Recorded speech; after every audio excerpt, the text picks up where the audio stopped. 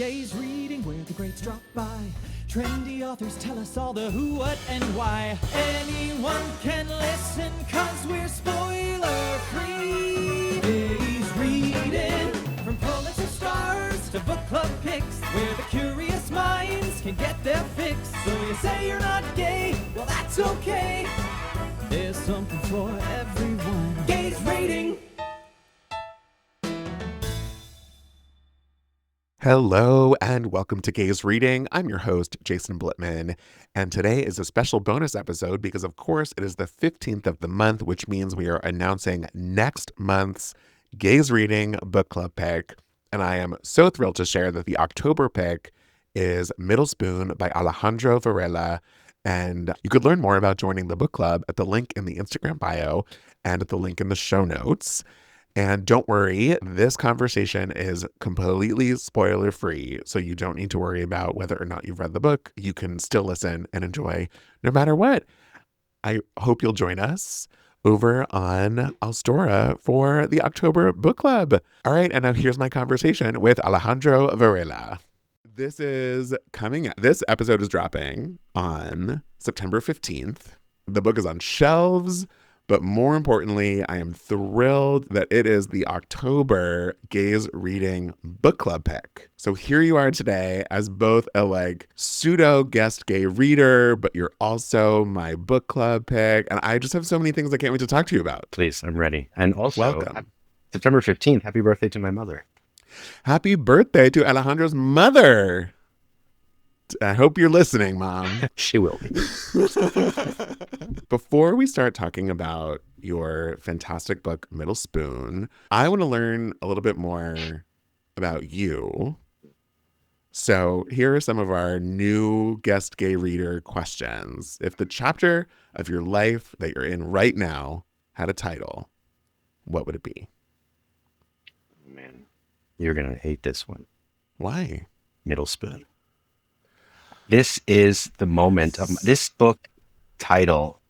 I think, first off, apologies to the throuple community because it's not what I think the throuple community uses Middle Spoon as, which is really the middle person at night in bed, I believe, is the middle spoon. That is not what this book is. No.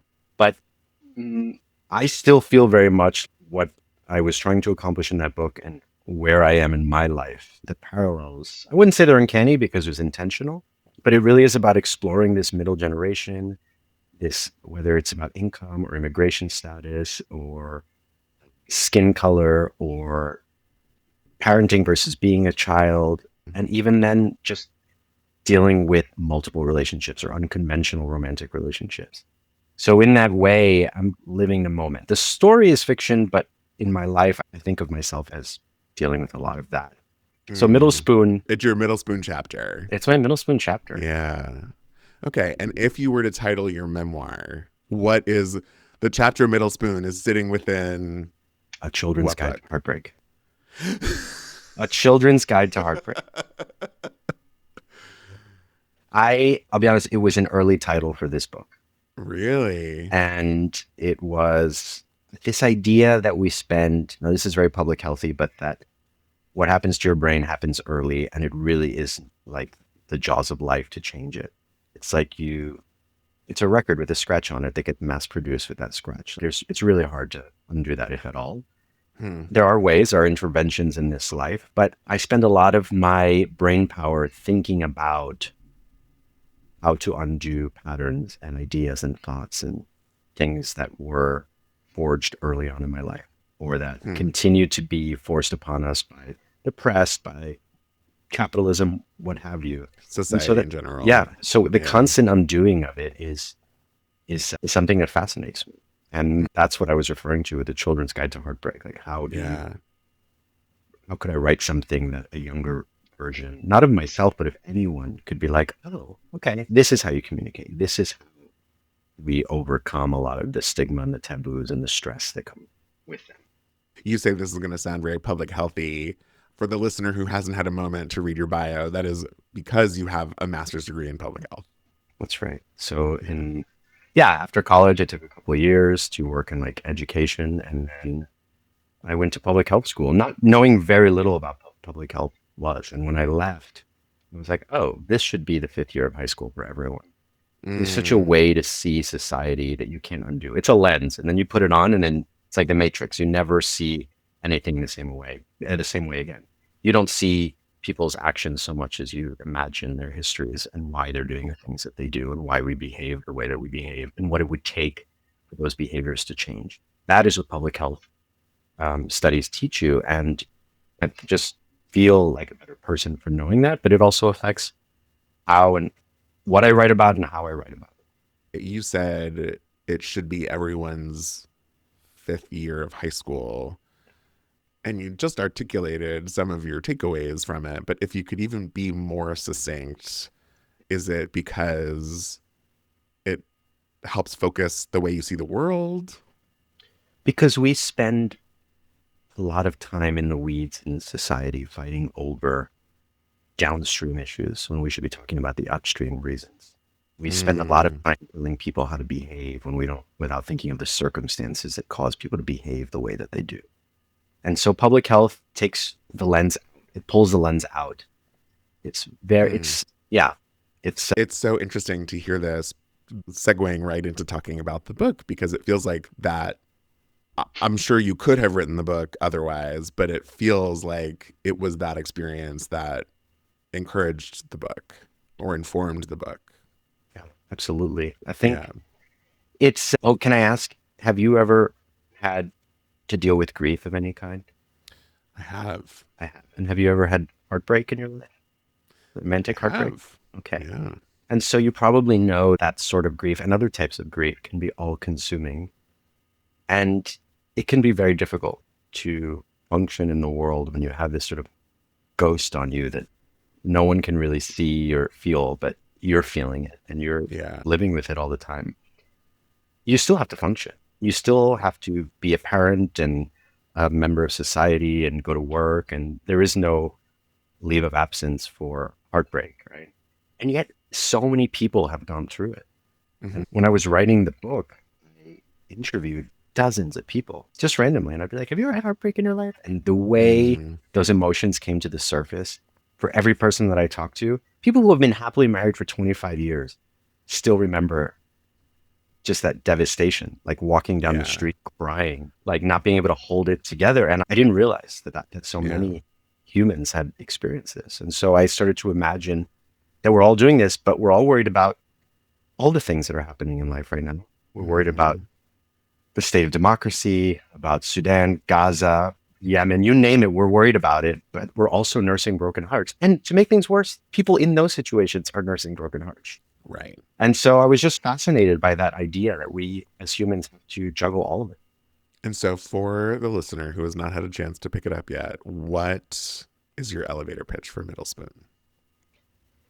Middle Spoon is, its part, I believe, a love story told through letters, unsent letters, to the person who broke the narrator's heart, who happens to be a happily married father of two, who owns his home and has achieved the American dream as we've been told it should be, and then experiences this intense grief for the first time in his life. So you have a middle-aged person, in effect, reverting to late teenage years, being like, oh my God, the world is falling apart. I finally understand like every pop song that has ever been written, like what's happening. And so through these letters, we get to piece together what this relationship was, why it was meaningful, why it was working, why it wasn't. And in the process, we realize that this is how he's going to deal with all sorts of stressors in his life. So we also get a better sense of how he views the world. But yeah, ultimately, I feel this is a love story, but colored by grief. Going back to what you were saying about things that we've all been through or felt or whatever, was about halfway through, and I, to both my husband and your publicist and anyone who would listen, basically said, I hate this book. And the reason why I hate it is because I relate so much to it. You get so annoyed with the main character because you see yourself in the behavior. And it was so frustrating because I was such a dumb teenager. I was such a dumb 23-year-old or whatever it was.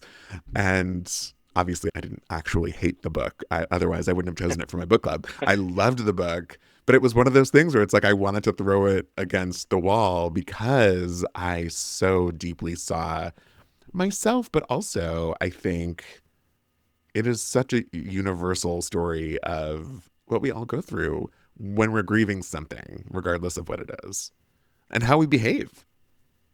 Absolutely.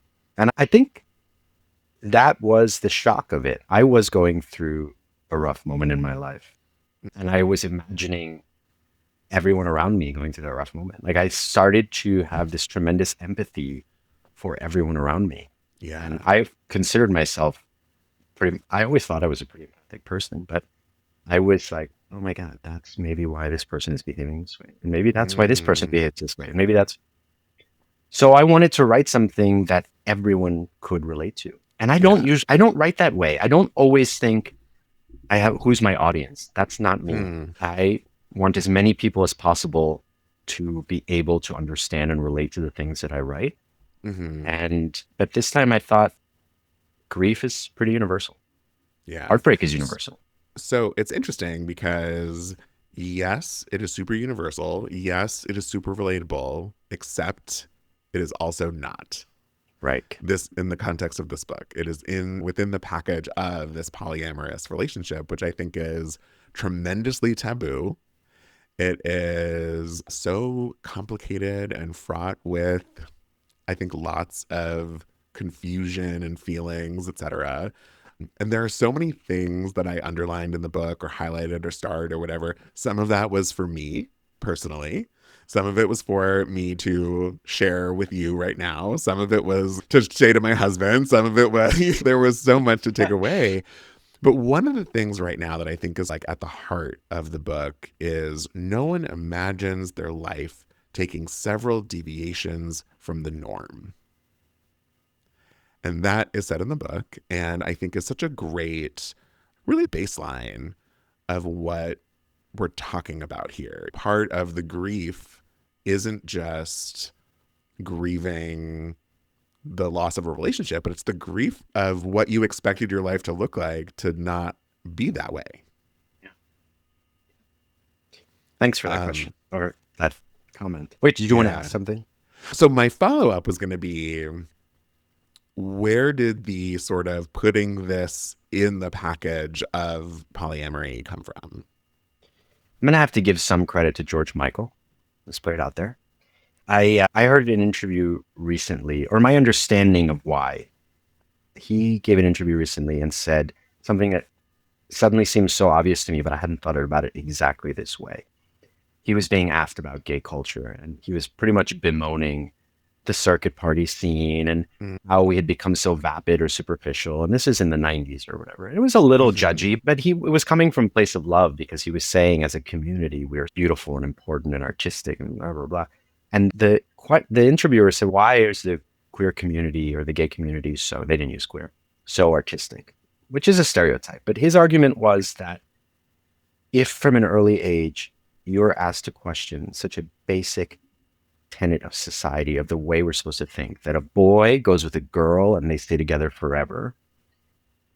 If at some point you overcome that idea, if you're a gay person, or even if you're not, then suddenly you think, wait a second, what else were they wrong about? If this most basic thing they got completely wrong, then your mind is suddenly open. And I think some of what sucks about the conformity and the acceptance in these days of being gay or queer is that you feel so happy that you're accepted in some ways. You don't have to live the fear that the people that came before us did, that you suddenly are like, oh my God, I also want the one partner and the house and the kids and the dog and the subscriptions. And some of that is just life and enjoying life. But some of it, I think, is just suppressing curiosities and desires, and it takes a lot of suppression to get to that place. And so it would have been easy to write a book about a straight guy who had his heart broken and is left alone, and everyone would have related to that heartbreak. But I wanted to have a bigger, broader conversation about questioning society and what is acceptable and what isn't. And I believe, to bring it back to George Michael, there is something to art that is about curiosity and living curiosity and always being like, but why? But why? And that comes from the sort of foundation of coming out and realizing you're not like everyone else. So no, this book was not, in a way, it wasn't to promote unconventional romantic relationships, although if it No. does, wonderful. But it was really about saying we can connect on this very human thing and we can push through all of the things we don't have in common and still connect. And I loved that idea, right? That we could. Yeah. It's interesting. I was just talking to an author whose book is about someone wanting to become an astronaut. And I was telling her, because becoming an astronaut, it's like you have a 0.0001% chance of that ever happening, even for the person who wants to become one. In doing so, there is enough sort of space and removal and fantastical element that allows you to tap into the other honest moments in the book. This comes up when I talked to Gabrielle Zevin a few years ago about Tomorrow and Tomorrow and Tomorrow, because I was saying to her, I'm not a video game person at all. And I loved the book so much, and I couldn't help but compare it to Friday Night Lights.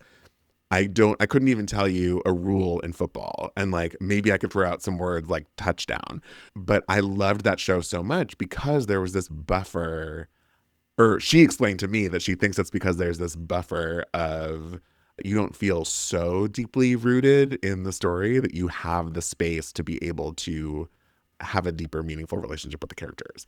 So in a way, I think that through the lens of polyamory, a lot of people will actually be able to relate in a very unique way, because what's so special about the book that we don't often get to experience, people who have been in long-term relationships, is the ending of a relationship so late in life, but you still have the foundation of another one.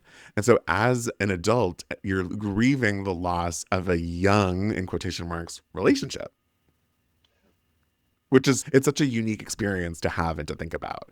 And also, as a writer, really put me in an interesting situation, because I thought, not only do I have to get past maybe some conservative thinking but also just feeling sorry for people who already have enough, right? And so I think for a lot of people, they're like, how he's happily married to a wonderful person and he has 2 children and all the other stuff, like can pay the bills.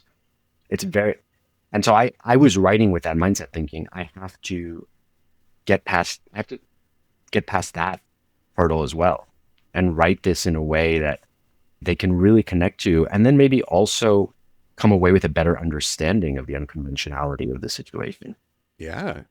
Yeah. And also, I think suddenly this is becoming a PSA for the book, which obviously it is, but there's something to be said about it being a tool to engage in conversation about unconventional experiences, relationships, sexual encounters, what have you.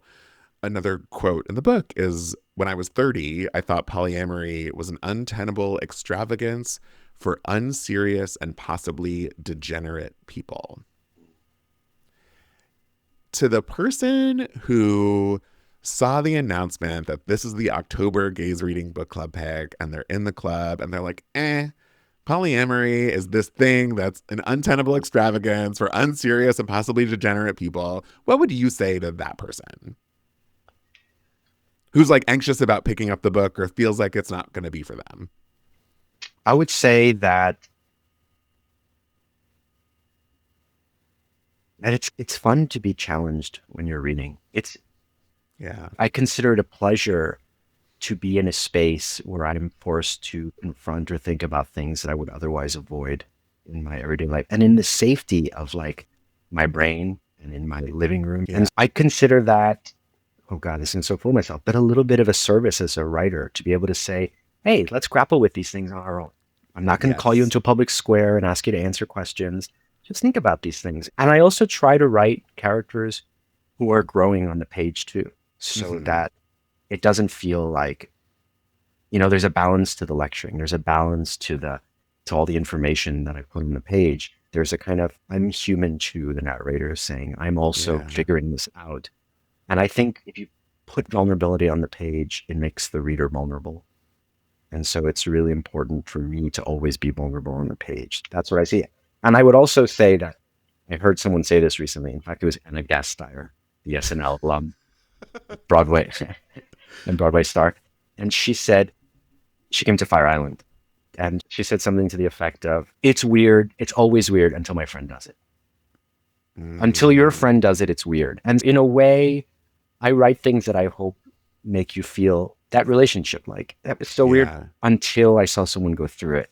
And I'm so glad that you just said all of that, because in choosing the book for the club, that at the core is why I was so excited about it, why I am so excited about it, and for people to read it, because it is so accessible, but it really challenges you as a reader to just think about something that on one hand feels so familiar, on another hand feels so foreign. And I'm just excited for everyone to grapple with a whole bunch of questions that will, I think, pop up for the reader along the way. Thank you for saying that. You just mentioned Anna Gasteyer. You are clearly a theater fan. I am a fan of theater, yes. We have to talk about Martin McDonagh. Oh, I just think he's fantastic. He's such a brilliant writer, and his films really do a great job of capturing scene and character in a way that makes you feel like you're caught up in something very personal or interpersonal, but it's global. It's bigger. Yeah. And that's the style of art making that I really appreciate. I'm such a fan of his work. His play The Pillow Man is far and away among my favorites. Oh, wow. Yeah. We have to talk about another Martin that comes up in the book, Martin Short in Father of the Bride. He makes a cameo.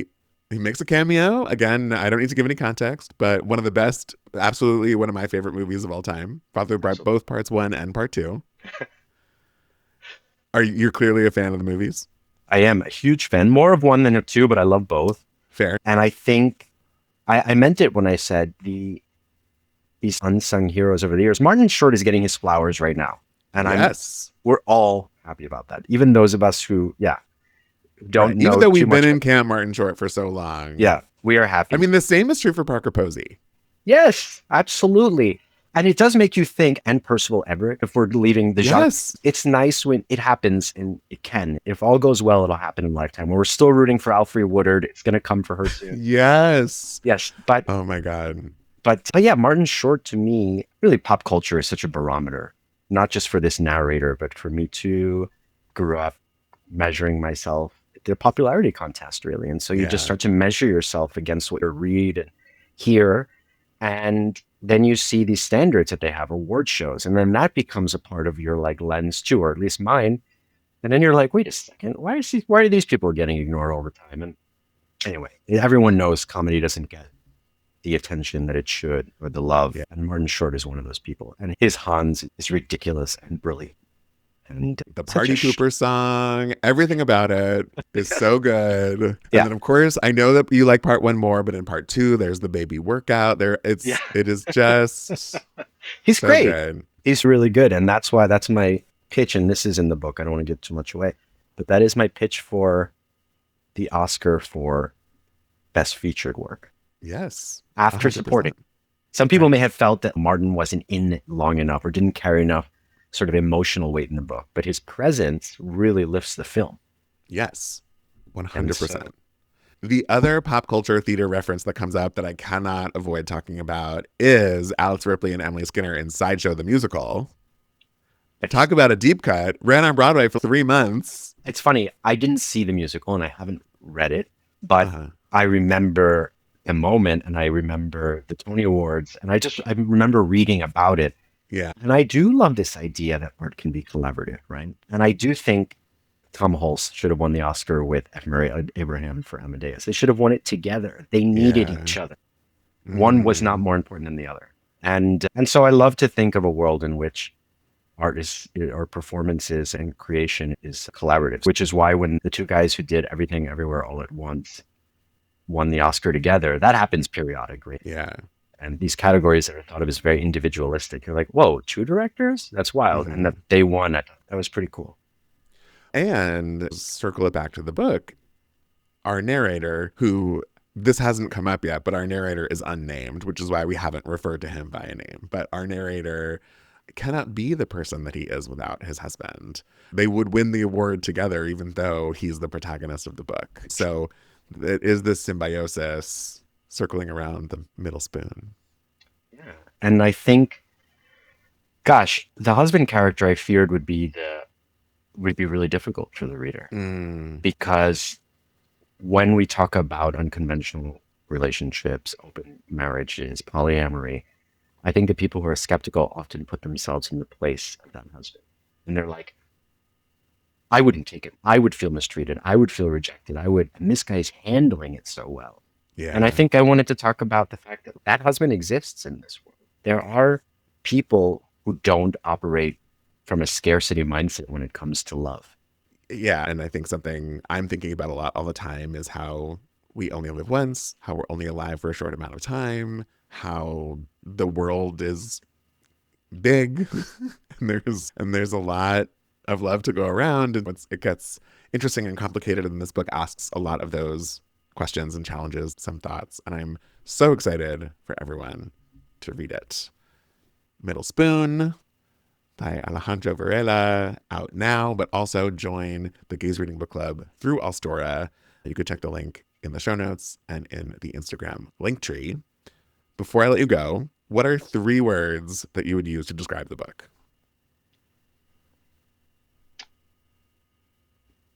Polyamory, parenting, and public health. Public health is 2 words. That's okay. I'll accept it. But the other one I was thinking was pop culture, which would have also been 2 words. And very alliterative. And what is a question you would want to ask a book club who has read the book? Can you imagine a world in which polyamory or an unconventional sort of open model, the way we see in the book, is normalized? Love that. Thank you so much for being here. Thank you. I'm so happy to have you. Thanks, Jason. This was a lot of fun. I really appreciate it. Thank you.